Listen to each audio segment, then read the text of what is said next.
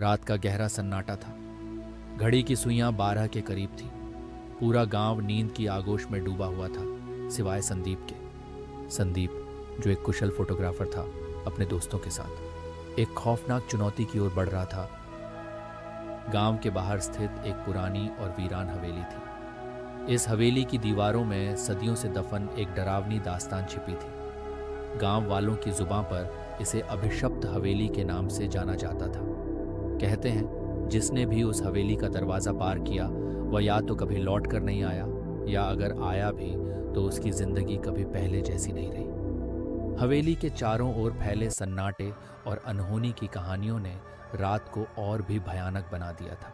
संदीप और उसके दोस्त पूरी तैयारी के साथ उस हवेली के अंदर जाने की तैयारी करते हैं।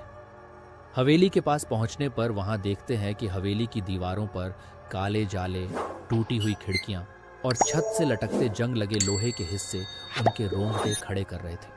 वहां का सन्नाटा इतना गहरा था कि उनकी सांसों की आवाज भी डरावनी लग रही थी।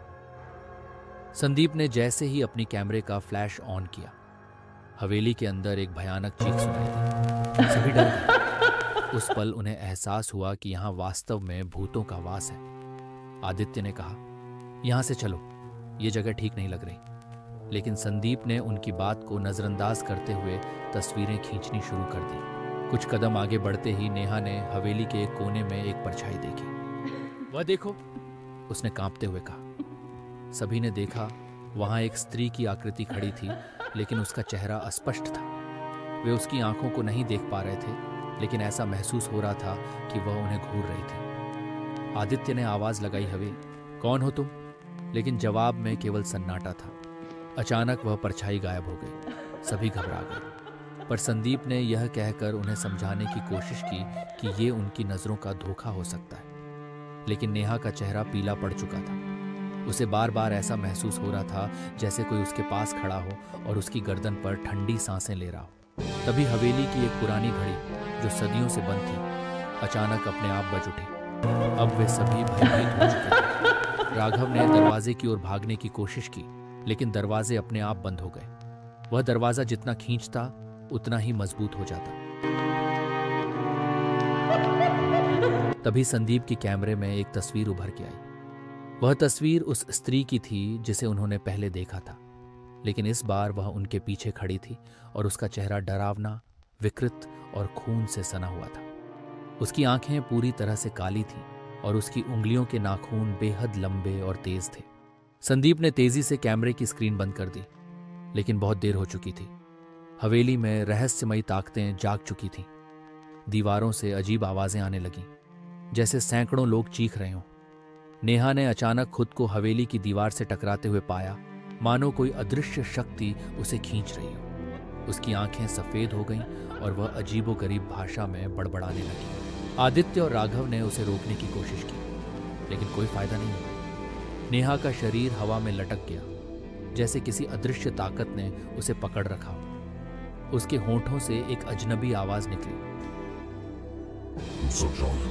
संदीप ने तुरंत सबको भागने का इशारा किया। वे तीनों भागने की कोशिश कर रहे थे, लेकिन हवेली की हर दीवार, हर दरवाजा मानो उन्हें बाहर जाने से रोक रहा था। तभी हवेली के बीचों बीच एक पुरानी खाट पर वह स्त्री फिर से दिखी। इस बार उसके हाथ में एक खंजर था और उसकी आंखें उनसे कह रही थीं कि अब कोई बच नहीं सकता। आखिरी कोशिश में संदीप ने अपना कैमरा उठाया और उसकी ओर फेंका। कैमरा उसके चेहरे पर लगा और वह स्त्री एक भयंकर चीख के साथ हवा में उड़ गई और हवेली में सब कुछ सामान्य होने लगा। दीवारों से चीखें बंद हो गईं। उन्होंने तुरंत दरवाजे की ओर भागकर उसे खोलने की कोशिश की और इस बार वह खुल गया। वे सभी हवेली से बाहर भागे और पीछे मुड़कर कभी नहीं देखा। लेकिन कहानी यहीं खत्म नहीं होती।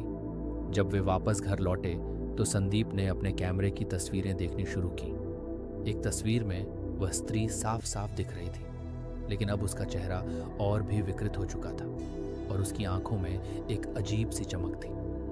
अचानक कैमरे की स्क्रीन ब्लिंक करने लगी और उसमें एक आखिरी तस्वीर दिखी। उसमें संदीप, आदित्य, नेहा और राघव सभी एक ही जगह खड़े थे, जहां से उन्होंने तस्वीरें खींचनी शुरू की थी। लेकिन इस बार उनके पीछे खड़ी थी वह स्त्री और उसके चेहरे पर एक दुष्ट मुस्कान थी।